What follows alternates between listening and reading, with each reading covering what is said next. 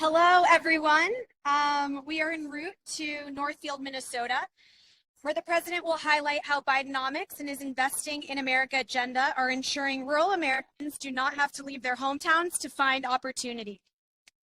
While there, the president will announce over $5 billion in new investments to advance rural prosperity, economic development, competition, and sustainability. The president's policies are having a profound impact in rural America, from reducing the price of prescription drugs and protecting our nation's veterans, to improving access to clean drinking water, reliable electricity, better roads and bridges, and affordable high-speed internet. During his visit in Northfield, the president will tour Dutch Creek Farms, a third-generation family farm that represents what is possible through Bidenomics and the president's Investing in America agenda. One more topper before I turn it over. We welcome the Senate's confirmation of Jack Lew to be the ambassador to Israel. Ambassador Lew will immediately advance our efforts to support the defense of Israel, including by negotiating to secure the release of all hostages, evacuating U.S. citizens from Gaza, increasing the flow of aid to civilians, leading diplomatic efforts to support our Israeli partners while stressing the need to uphold international humanitarian law, and supporting U.S. efforts to create the conditions for a humanitarian pause to address the worsening humanitarian conditions facing Palestinian civilians. We thank the Senate for their work to confirm Ambassador Lew. And just to note that the president officially appointed Jack Lew last night. And tomorrow there will be a small informal swearing-in ceremony in D.C. so that he can immediately get to work. And now I'll pass it over to my friend, Admiral Kirby. Thanks, Emilie. Good afternoon, everybody. Just a few things at the top here. I think you saw the president's comments. The United States has been able to secure safe passage for wounded Palestinians and foreign nationals, including Americans, to part Gaza through the Rafah crossing. Now, this is an important first step in a process that we expect to see continue over the coming days. The situation remains very fluid, but this is a significant breakthrough. It's the direct result of weeks of effort and personal diplomacy by the president, as well as the Secretary of State, and of course our special envoy on the ground, David Satterfield. It was certainly a focus of the president's calls with President Sisi and Prime Minister Netanyahu on Sunday, where this arrangement was discussed in detail. You've heard us say before that we're working to get Americans, including U.S. citizens, lawful permanent residents, and family members out as quickly, as safely as possible. That continues to be the case. And again, I think you'll see more over coming days. A handful of Americans are expected to depart today, and we expect, again, more to come in future days. And the State Department has communicated directly with American citizens in Gaza over the past 24 hours to tell them to be ready to go and to await further instruction. I also want to just make one point here on departures. There's been some stuff out in the media space about the United States being willing to support some sort of permanent settlement outside of Gaza for Palestinian people. I just want to stress again today, as I stressed yesterday, that is not our policy. That is not what we're after. We want to make sure that the people of Gaza, should they want to go back home, can go back home. But if they want to get out in the interim, they should be able to get out. There is no U.S. policy or endorsement for some sort of permanent settlement. On hostages, we continue to work that very, very hard. I don't have an update for you, but obviously that work continues and will continue until we get our hostages home. Humanitarian assistance, more trucks got in today. We're still getting their exact number. I'll see if I can get that for you before we get on the ground. But we know that additional trucks got in. Still not enough. No, we need to do more. We're continuing to work with our partners in the region to do that. Obviously, that was a focus of the president's call with King Abdullah yesterday. And then lastly, I just want to draw your attention to, if you hadn't seen it, comments by a Hamas official by the name of Ghazni Hamad to a Lebanese news outlet this week. And I think they ran it yesterday, the interview. But he said, Israel is a country that has no place on our land. We must remove that country. And then he said, what happened on October 7th will happen again and again and again. That is the stake here. That's what's at stake for the Israeli people. That's what's at stake for the people of Gaza. That Hamas is willing to continue this fight and will continue to try to slaughter innocent Israelis. And I think it's important for us all that those are chilling comments, we all want to pay attention to them, and we need to take them seriously. With that, take some questions. Question on Jordan removing their ambassador from Israel. What are your thoughts on that step? Are you concerned that the current conflict could lead to deeper isolation for Israel as opposed to greater integration as the U.S. has sought? Well, certainly that's going to be a comment for, that's an issue for the Jordanian government to speak to. I wouldn't get involved in that. They have a right to manage bilateral relations the way they see fit. What we're going to focus on is making sure that Israel has what it needs to defend itself against what is a very real and active threat. And you don't have to look any more than Mr. Hamad's comments to see that, as well as making sure we're doing everything we can to get humanitarian assistance in and get people out. But are you concerned that the efforts at greater integration in the region are being undone by the current war, given that Jordan's had relations for so long and now it's taking a step back? Still believe that an integrated Israel is good for the region. And we still believe that that is a path worth pursuing, and we're not giving up on that. I think we've heard me say we're still interested in pursuing this normalization arrangement between Israel and Saudi Arabia. And as I said yesterday, the Saudi Arabians have indicated a willingness to continue in that regard. Again, the Jordanian government can and should speak for their own decision. We still believe that there is great power and there's great promise in a more integrated, more cooperative Middle East, and we're not going to give up on that. John, I wanted to ask you about the situation in Gaza. So, people have said that the people of Gaza need a different solution than Hamas. But what opportunities are being offered now? Like, what is the end? What does the future look like? And how will you ensure that? I know there's been a lot of discussion about end game, but this is kind of a bigger question about what alternatives are there for the people of Gaza? And, there's a lot of concern that the constant Israeli bombardment, the massive loss of life, is only going to further radicalize the population there and create more support for, statements like the one you just read. Yeah, so there's a lot there, Andrea. I would say we do believe that Hamas can't be the future of governance in Gaza. They can't. We can't go back to October 6th. You heard the president say. Now, what comes next after the conflict? We don't have all the answers to that, but we are working with our partners in the region to explore what governance in Gaza can and should look like over the long term. Whatever it is, it can't be Hamas, and it has to be governance that has the best interest in the aspirations of the people of Gaza, the Palestinians of Gaza, at its core, at the foundation. Because so many of them, they don't associate themselves with Hamas. Hamas doesn't represent them. We don't have those answers, but I can assure you that we are asking those very same questions of ourselves and of our partners, and we are trying to do the spade work to think about post-conflict Gaza and what that looks like. And so that is very much on our minds. Now, your second question about radicalization. We have said it repeatedly and we'll continue to say it. The proper number of civilian casualties is 0. We don't want to see a single more innocent life lost. I mean, it's heartbreaking what you're seeing. I mean, I read reports, I'm sure you have too, of mothers, writing the names of their children on their legs. I can't even imagine what that must feel like to have to take that stance. So we all know the suffering is great and deep, and we are working very, very hard to continue to make sure that our Israeli friends are prosecuting these operations with as much due care to minimizing civilian casualties as possible.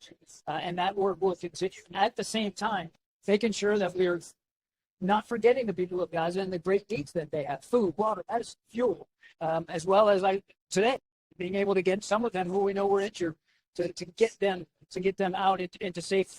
I mean, this has been a priority for the president since the very beginning. And as I said in my opening statement, what you're seeing today in terms of the aid getting in and now people getting out is very much a credit to his personal leadership and diplomacy. Why do you keep saying that a ceasefire would only benefit Hamas? Why not stop the killing? What I've said is a ceasefire right now, a general broad ceasefire right now, is not the right answer. But what we also have said, Andrew, is that we continue to support the idea of temporary pauses in the fighting so that aid can get in, people can get out, we can get our hostages out. We absolutely think that that's an idea worth pursuing. There are many factors and many players, and we're working.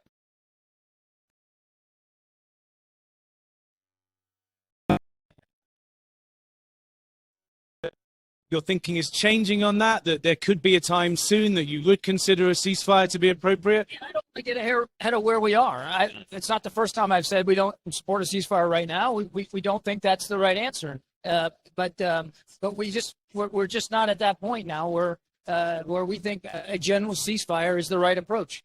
I ask as well. The idea about you're talking about after Hamas, life after Hamas, the situation after Hamas. Is there a possibility the U.S. troops could then go in to stabilize the situation somehow, or to act as peacekeepers? There's no plans or intention to put U.S. military troops on the ground in Gaza now or in the future. But we are, as my answer to Andrew, we are talking to our partners about what post-conflict Gaza should look like, and it's clearly.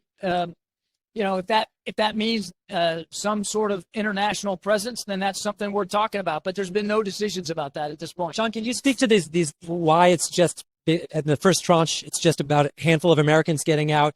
Is Hamas in particular holding on to Americans for leverage? And give us the universe of how many of our people were getting out and when? Yeah, so, this is just, as I said in my opening statement, the first step in what we consider to be a multi-step process, which will unfold over coming days. I won't go beyond saying it was a handful of Americans. That's as specific as I'm going to get today. And we're not going to speak to the numbers of other foreign nationals because it wouldn't be right for us to speak for other countries and their people getting out. We do expect to be able to get all our Americans out, but it'll take a few days. It'll take some time. This was the first step. And it's a good step in the right direction, but we know there's a lot more work. Can you identify the main bottleneck? Why are we not getting more out faster, given the desperation involved? It's not about a bottleneck. This is a breakthrough. This is a significant breakthrough. This is about breaking through what had been obstacles to moving people out previously. So actually, I think the evidence shows that we've got through a bottleneck and obstacle that we are now moving, but it's going to take some time. It's an enormous population.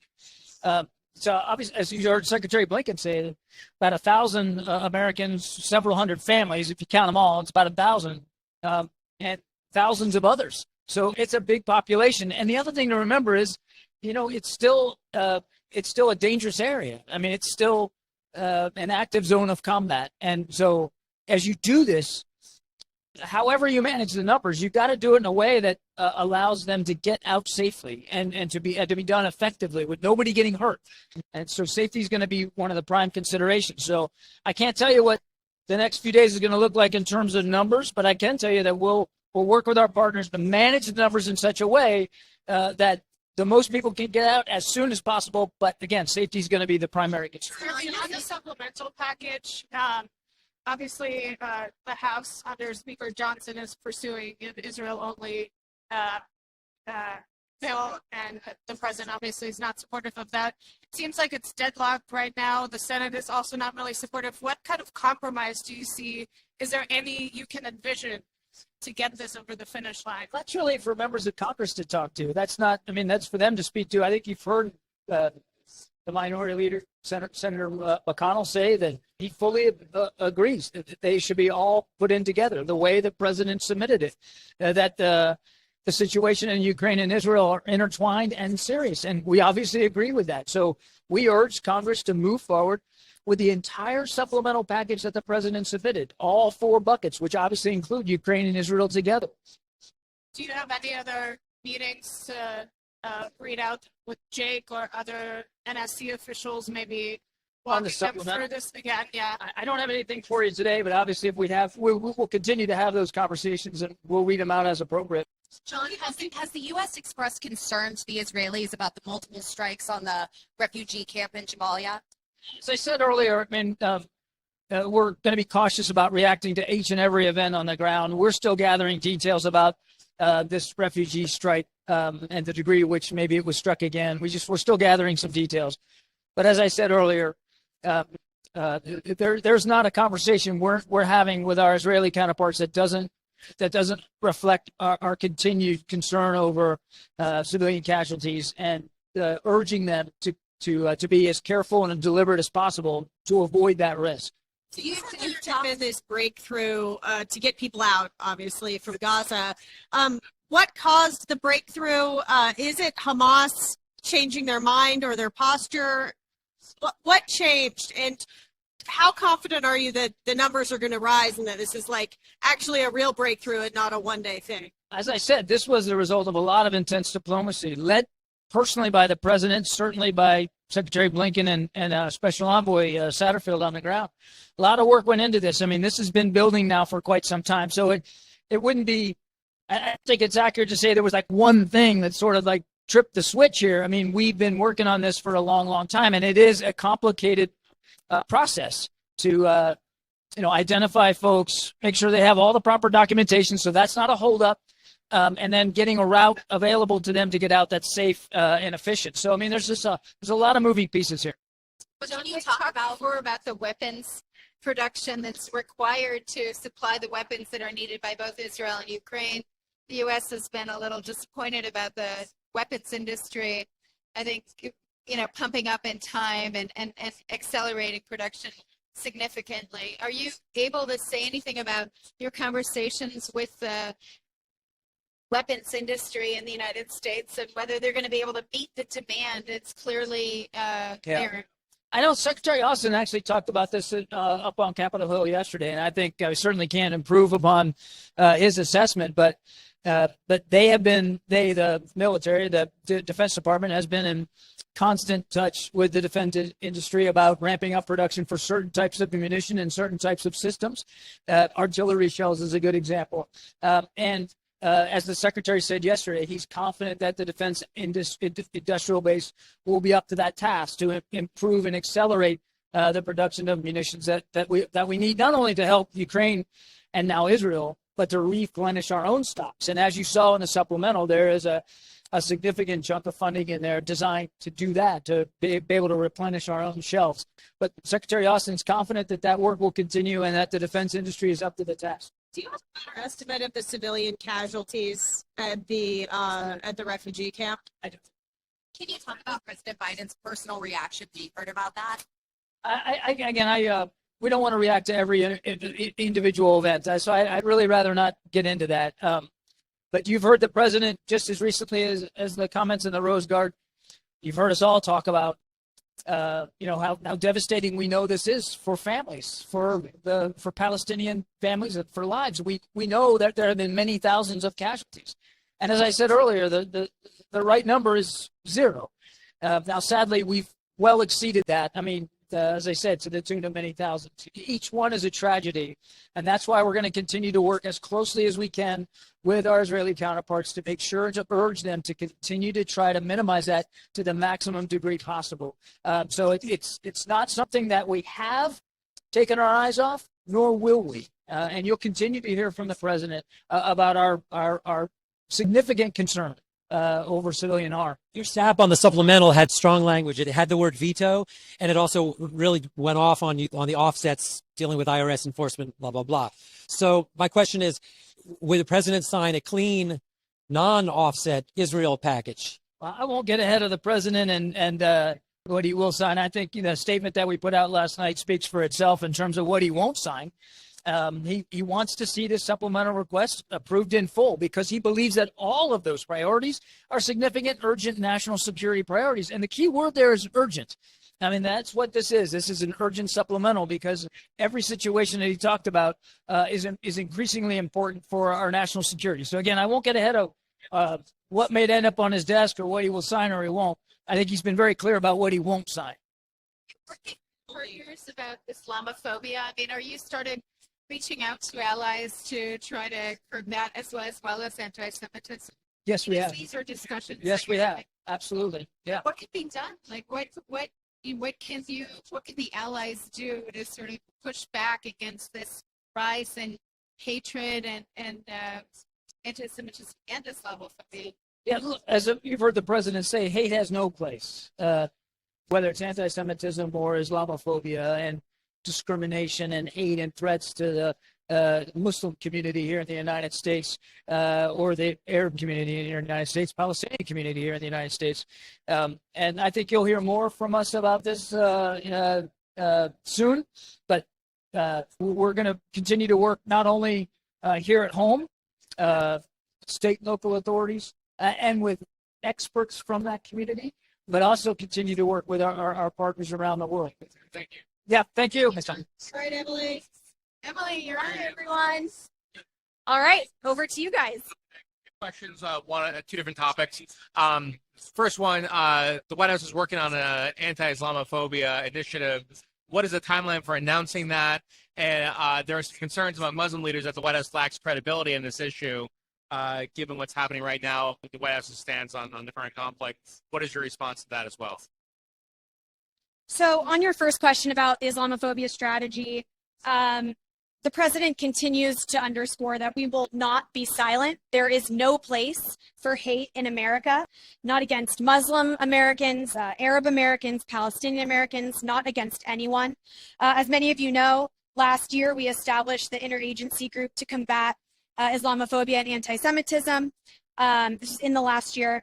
And the next step is to release a strategy on Islamophobia. I don't have a specific announcement for you right now, but something we're working towards. And the question of that some Muslim leaders is that the White House lacks credibility in this issue. What is your response to that? So we know that people are hurting. We know that, especially in Muslim and Arab American communities, and that's why we continue to be very vocal about the fact that we are heartbroken by each and every loss of life. We know that communities are feeling the pain of what's going on overseas in a deeply personal way. And so we are going to continue to speak to these different communities, underscore the work we're doing to get aid into Gaza, and the conditions we're trying to set up to support a humanitarian pause. The other question was, several mayors said the administration needs to do more to help with migrants in their cities, particularly increased number of work authorizations to get people out of shelters. What is the administration's response to this? What is the administration doing to get more work authorizations out there? So we're committed to supporting local jurisdictions that are hosting migrants that have recently arrived into the country, and we're going to continue to deliver support every way that we can. On this, we've specifically asked Congress for almost $1.5 billion in additional grant funding to support local communities and build upon the improvements that DHS has already made in processing work permits.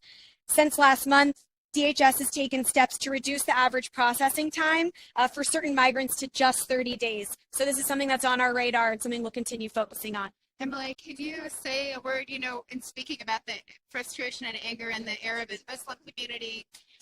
We've heard that there will be protests today, in fact, in Minnesota when the president arrives at several locations. Are you concerned that this, foreign policy crisis and the war will overshadow his effort on rural Americans? And are you concerned about safety and just, sort of, the concerns that might be raised by having wider spread protests? So the president continues to support Americans' right to protest. We know that for millions of Muslim and Arab and Palestinian Americans here in America, there's a deep pain and people are really hurting, and we hear them. We're here for them. We're going to continue having those conversations with these communities. We're looking forward to traveling to rural Minnesota today. We know it's important to continue to speak to Americans across the country from a variety of communities and speak about the work the president is doing both on the home front as it relates to our economy, as well as the work we're doing overseas and with communities affected by it here at home. Did you take any special precautions in terms of was there additional police presence or additional security imposed? I don't have anything to speak to that. As you know, we travel with quite a wide footprint anywhere we go, but I would point you to Secret Service for anything on here. Do you have any update on the president's possible trip to Maine? I don't have an update now, but we continue to stay in touch with the governor very closely. As you know, the deputy director of the Office of Gun Violence Prevention, Greg Jackson, is on the ground right now, working closely with the community. And one of the key pieces of the Office of Gun Violence Prevention is additional resources that can go to schools, go to communities in the aftermath of these tragedies, and if we have more, we'll share that with you. In a statement that he put out, the presidential candidate, Dean Phillips, suggested that President Biden's trip to Minnesota was last minute. Was this trip thrown together at the last minute? This trip has been in the works for months. As many of our trips are, but we are eager to visit a third-generation family farm in Minnesota. It's in Angie Craig's district. She and the two senators from the state were invited due to votes in D.C. today. They'll be staying in D.C., but we look forward to seeing the governor, the mayor of Northfield, and other officials. Do you expect the president to at all reference Dean Phillips's campaign today? The congressman has voted with the president 100% of the time, and we are grateful for his support. Yeah, like would we hear that from the president? I don't expect to hear that today from. And then, can you clarify one thing? Yesterday, Green confirmed that there would be a meeting between President Biden and President Xi in San Francisco, and then the Chinese said there isn't, plain sailing to such an agreement, and even members of your administration said that there's an agreement in principle. I think there's some confusion. What is the agreement in principle, and are you on the same page with the Chinese? What is or is not happening in San Francisco? Absolutely. So last week, after NSA Sullivan met with Foreign Minister Wang Yi, we released a readout where we shared that we are working towards this meeting. Now that it's November, this month, coming up in San Francisco. I don't want to get ahead of where we are in the logistical planning process, but we have agreed to a meeting in principle. We are working closely with the Chinese to put those plans together. So did Korean get ahead of herself by saying that the meeting is confirmed? But what else needs to happen that you will have this meeting? Because it seems like there's a scenario where it might not happen. No, Green was speaking to that agreement in principle, that we are all on the same page, that we would like to see this meeting happen. Both sides have regularly acknowledged the importance of leader-to-leader channels in managing this bilateral relationship. So that's where we are today. Given that the president has drawn a primary challenger from the great state of Minnesota, does he have any regrets, or was it a good idea to change the primary calendar to take away New Hampshire's first in the nation status? I want to be careful of the Hatch Act and not get too deep into politics, but we're looking forward from an official perspective of visiting this farm and seeing exactly how Bidenomics and our Investing America and agenda are helping communities like this one in Minnesota. Emilie, can I ask you about the funding streams? You're touting the $5 billion that are going to come in new investments. Obviously, it comes on top of other investments, but still $5 billion is really a drop in the bucket if you compare it to the $1 trillion that are in the bipartisan infrastructure law and the hundreds and hundreds of millions that are in the billions that are in the Inflation Reduction Act. I mean, isn't it a pittance that you're bringing? So today's announcement in particular, the $5 billion, represents just a fraction of what we're doing to support rural communities, thanks to the president's Investing in America agenda across multiple laws that we've passed. For example, in the Inflation Reduction Act, we're investing nearly $11 billion to bring affordable, reliable, clean energy to rural communities, which is the largest investment in rural electrification since the New Deal in 1936. The bipartisan infrastructure law is bringing over $14 billion in rural-specific programs. And the president's Investing in America agenda overall is benefiting rural America, including $90 billion across the country to expand access to affordable, reliable, high-speed internet. I know the way Danny. So do you have any update on whether the president will travel to the COP in Dubai? So the president has delivered on the most ambitious climate agenda in history, both at home and abroad. I don't have any travel updates to share at this time, but we're looking forward to a robust and productive COP28. I know the White House doesn't want to respond to every poll, but given the dramatic drop in support for President Biden among Muslim and Arab Americans, is the administration concerned about how the messages you're sending surrounding the conflict are being received by some communities? So once again, we deeply understand that these communities are hurting and how deeply they feel what's going on overseas and how communities here at home. both in the form of Islamophobia, in the form of concern about family and friends, innocent civilians that are affected overseas. And that's why at every opportunity, we're going to continue having these conversations at the highest level between the president, Prime Minister Netanyahu, the president and El-Sisi of Egypt, yesterday, the president and the King of Jordan.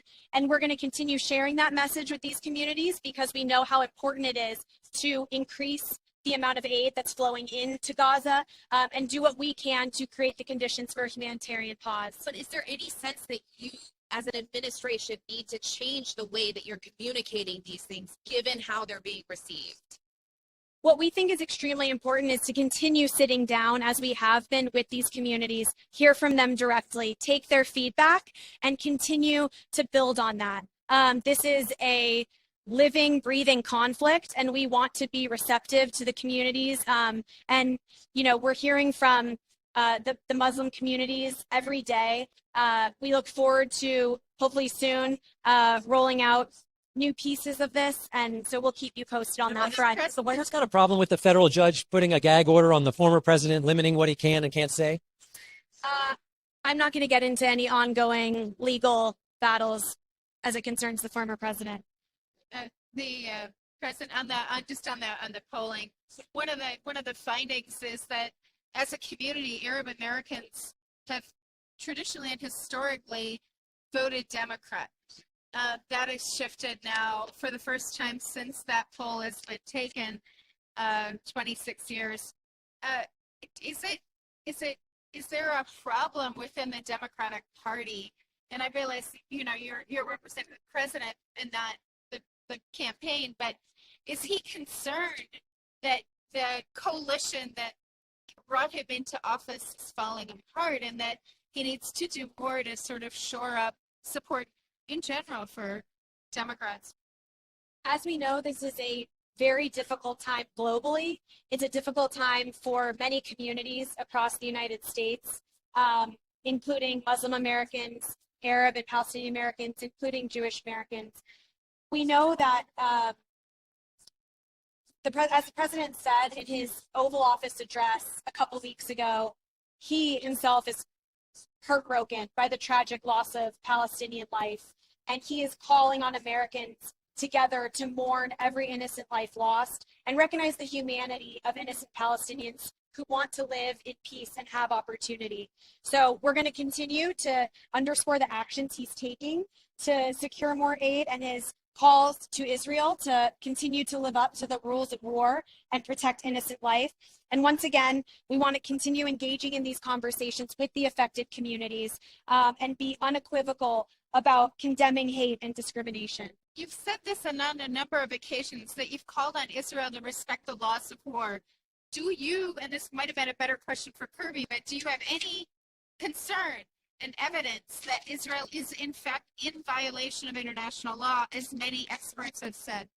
So what I'll echo is that we consistently, from the president on down and across counterparts across the government, are making known our concern for the protection of innocent life and the respect for the law of war. We're 2 weeks or so away from a potential government shutdown.